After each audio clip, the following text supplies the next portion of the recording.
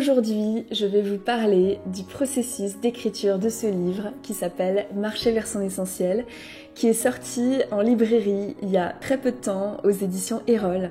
Je suis ravie de vous en parler parce que ce livre, c'est vraiment la matérialisation d'une idée que j'ai eue. J'ai quitté mon travail et mon appartement et je suis partie marcher sur le chemin de Compostelle en sac à dos. Je savais pas du tout là où ça allait me mener, mais au cours de mes pas, je me suis mise à interviewer des pèlerins qui marchaient et des pèlerines en leur demandant pourquoi ils marchent et ce que cette aventure leur apporte. Et j'ai eu l'idée de réaliser un documentaire sur cette marche. Et en parallèle de ce chemin, je me suis reconnectée à l'écriture. En fait, j'écrivais dans des carnets. Donc ce carnet-là fait partie des carnets dans lesquels j'écrivais.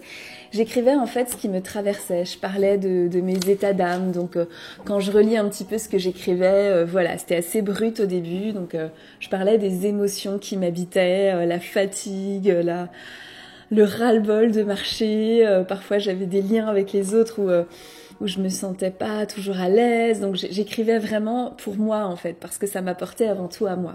Et au bout d'un moment, au fur et à mesure que j'écrivais, je sentais que je me connectais un peu à une sagesse. Dans un moment où je me prenais la tête sur qu'est-ce que je vais faire de ma vie, où j'étais angoissée sur le futur, j'avais comme ça cette voix qui me disait « Continue à faire un pas devant l'autre, juste un petit pas ». C'est tout ce que tu as à faire, le reste on s'en charge, c'est comme quand tu es dans une forêt sombre, tu fais quelques pas de plus et ça va s'éclaircir, ne t'inquiète pas. C'était assez magique pour moi, c'était vraiment une révélation. Alors je dis que je me suis reconnectée à l'écriture parce que depuis que je sais écrire, j'ai des journaux intimes, voilà, depuis très jeune. À mon retour du chemin, je décide de me mettre à fond sur la réalisation de mon film Chemin de vie. Moi, je suis quelqu'un qui aime bien aller à fond sur un projet, puis à fond sur un autre projet. J'aime pas trop m'éparpiller. Et j'avais eu quand même cet appel très fort de réaliser ce film. J'avais aussi eu cet appel d'écrire un livre. D'ailleurs, à un moment dans mon carnet, quand j'écrivais sur le chemin, enfin j'en ai rempli 2 entiers, j'écrivais qu'un jour j'écrirais un livre. Mais l'appel du film à ce moment-là était plus forte.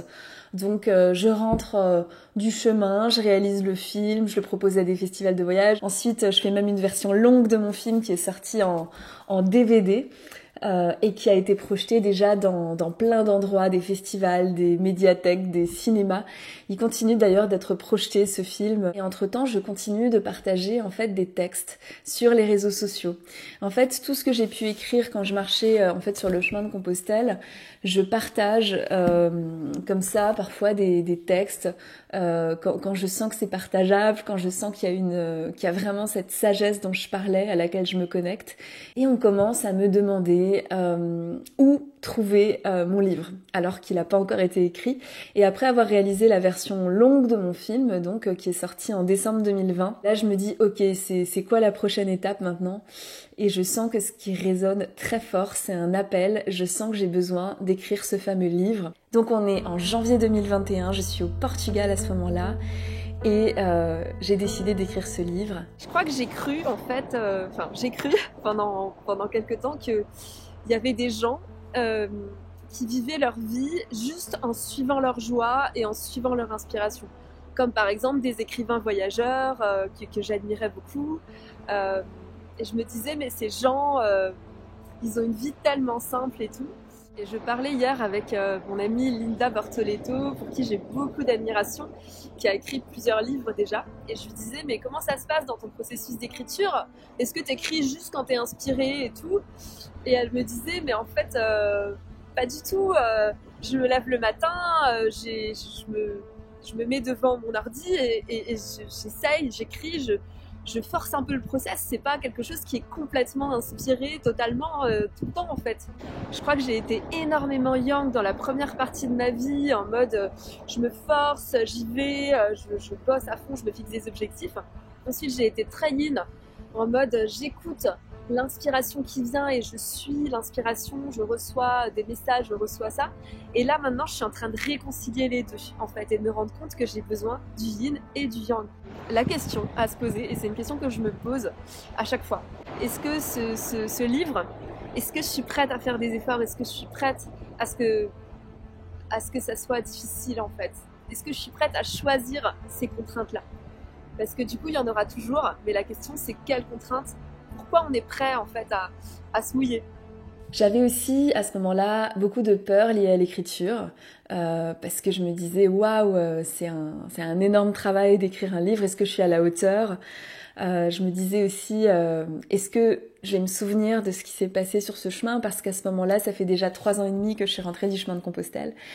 Donc voilà, je me dis, ok, je vais écrire sur une aventure quand même qui date un peu. Donc c'était un peu ça mes craintes. À ce moment-là, j'ai fait appel à une amie qui s'appelle Anna Cibot, qui est coach.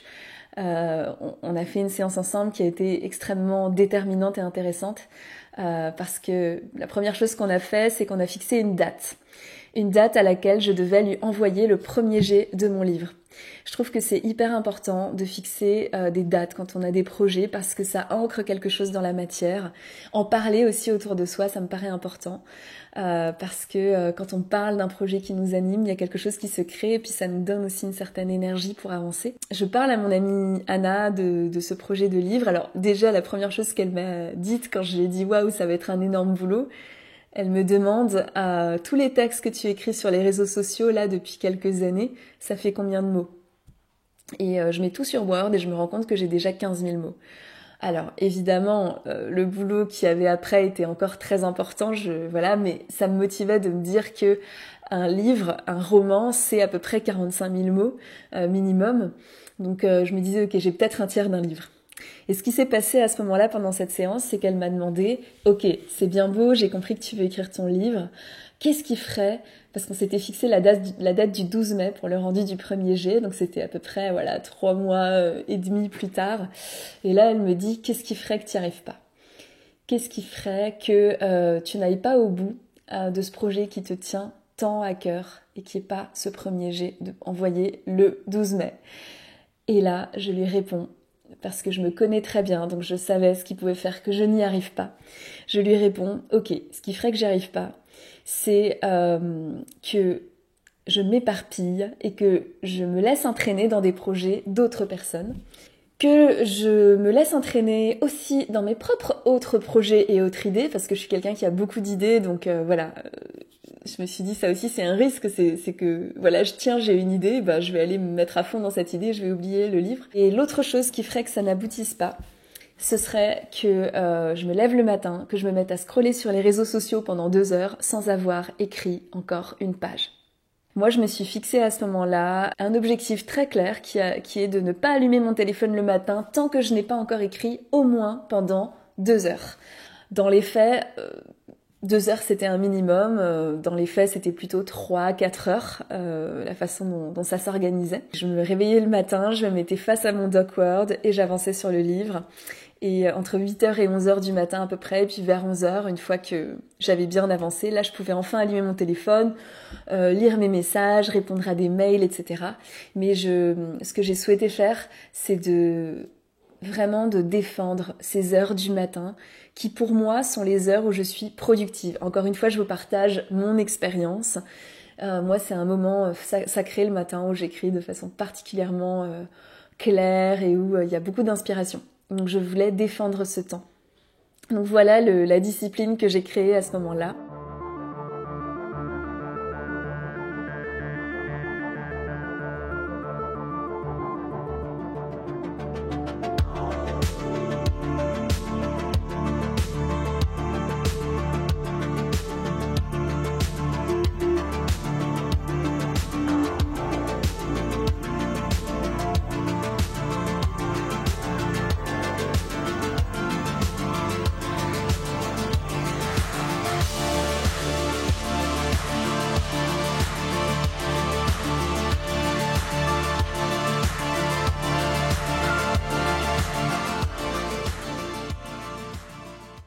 Et ce qui est assez drôle, c'est que 1 mois après avoir mis en place cette discipline, j'ai justement un ami qui m'appelle et qui me dit « J'ai envie de te proposer qu'on bosse sur un projet de documentaire ». Je lui dis que c'est pas possible parce que je suis engagée auprès de mon livre, mais qu'on pourra en reparler quand j'aurai rendu mon premier jet.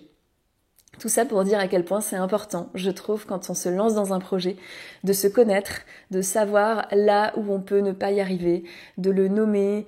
Tout ça, c'est des choses qui, moi, m'ont beaucoup aidée.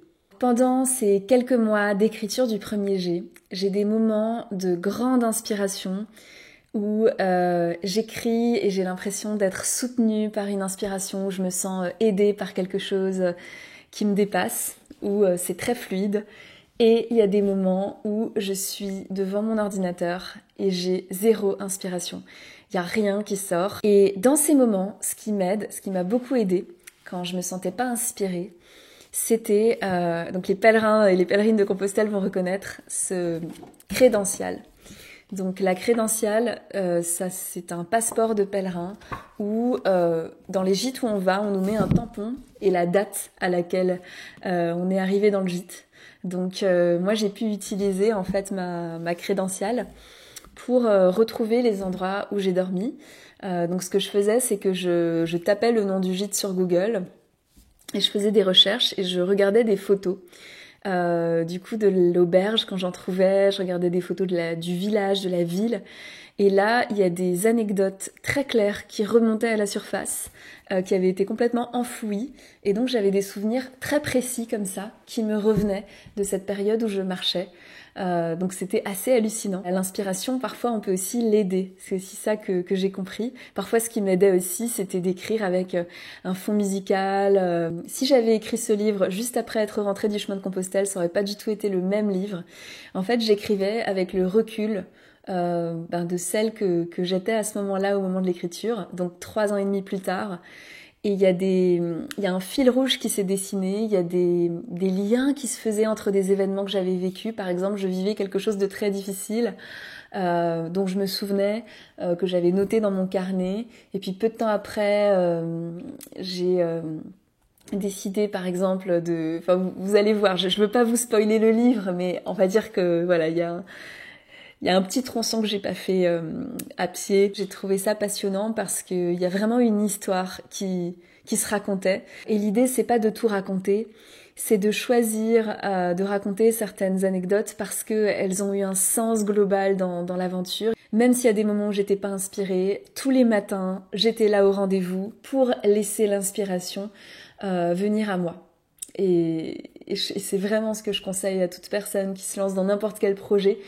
C'est d'être au rendez-vous chaque matin. Ça peut être juste de se dire, chaque matin, je vais écrire 1 heure par jour au réveil, ou une demi-heure. Et en fait, au bout d'un moment, on avance et il y a quelque chose qui se passe quand on reste engagé comme ça sur notre projet. Quand j'ai commencé à écrire mon livre, je n'avais pas d'éditeur. En fait, ce qui comptait pour moi, c'était d'écrire un bon livre, un livre que moi j'aurais envie de lire, un livre qui fait du bien, qui nous fait cheminer, qui nous fait réfléchir. Et donc, pour moi, avoir un éditeur quelque part, à ce moment-là, j'en avais envie. J'avais très envie que le livre soit en librairie. Mais ce qui comptait le plus, c'était le livre, en fait. Je me disais, si tu écris un premier jet d'un livre dont tu es fier et que tu aimes, après, les choses, elles se feront naturellement. Au bout d'1 mois d'écriture, où j'avais cette discipline, où j'étais quand même vraiment bien à fond dans mon histoire, une amie à moi me parle d'un éditeur et je suis mise en lien avec une personne de chez Erol qui regarde mon film, qui aime beaucoup le film et qui me dit je lirai ton premier jet. Donc ça m'a motivée, ça m'a boostée parce que je savais que ça allait être lu et peut-être qu'on allait travailler ensemble sur l'édition de ce livre. Donc le 12 mai, c'est complètement fou, j'envoie en effet le premier jet de mon livre à mon amie Anna ainsi que d'autres amis qui étaient d'accord de lire ce premier jet. Je reçois des retours très précieux, donc de 4 personnes différentes qui m'ont beaucoup aidée, chacune à leur façon, avec un regard particulier. Il y en a une qui m'a plus montré l'importance de l'autodérision quand j'écris. Il y en a une autre, ça va être la cohérence globale du texte. J'ai une amie aussi qui m'a dit tu devrais épurer le texte pour vraiment aller à l'essentiel, enlève tous les mots en trop. Voilà, ça a été hyper précieux, ces premiers retours. Après avoir eu ces premiers retours, j'envoie mon manuscrit à mon éditeur. Ils le lisent et me donnent des suggestions aussi et me proposent un contrat. Donc à ce moment-là, voilà, je vois que ça y est, ça s'organise. Donc je suis ravie. Et d'ailleurs, je vais vous partager juste là un moment d'écriture où on est déjà au mois d'octobre et où je suis en train de faire les dernières lectures. En fait, je pensais qu'en ayant envoyé le premier jet de mon livre, 90% du travail était fait. Et en fait, je me suis rendu compte que non, pas du tout. Ce livre a été relu au moins par 10 personnes différentes. Par moi-même, j'ai dû le relire au moins 10 fois. Et là, c'est un travail de fourmi, en fait, où tu te poses la question, mais sur chaque mot, chaque phrase, elle est analysée. Là, je suis en train de relire mon texte, de le relire plusieurs fois pour mettre en place les derniers ajustements, pour être sûre que je suis à l'aise avec ce que je raconte. C'est une phase de fignolage, en fait. Donc, je lis, je relis. J'essaye de sentir si les phrases elles sont justes, si elles sont simples. Donc ouais, là c'est vraiment la dernière ligne droite. Et je suis en discussion aussi avec mon éditeur qui m'a aussi proposé quelques ajustements, notamment de faire davantage de ponts avec la lectrice ou le lecteur pour que la personne se sente concernée par le texte.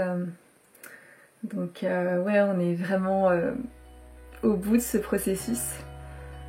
Le livre a priori sort en avril quoi.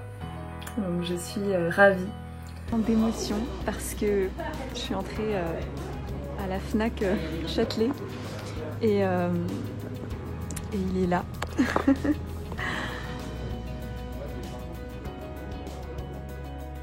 Donc dans ce livre vous trouverez des anecdotes de moi qui marche sur le chemin de Compostelle, parfois hyper drôles, parfois assez bouleversantes aussi, des choses dont je ne parle pas du tout dans mon film Chemin de vie. J'ai vraiment conçu en fait ce livre aussi comme un guide qui permette à la personne qui le lira de cheminer avec moi sur son propre chemin.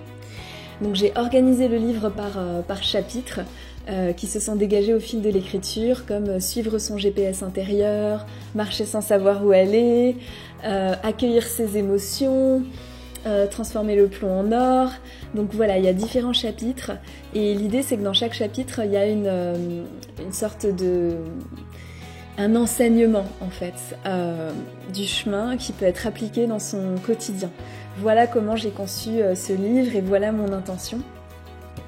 Aujourd'hui, je suis ravie de pouvoir parler de ce livre lors de dédicaces. Il y a plusieurs événements qui sont en train de s'organiser au printemps. Je serais ravie de rencontrer certains et certaines d'entre vous lors de ces événements.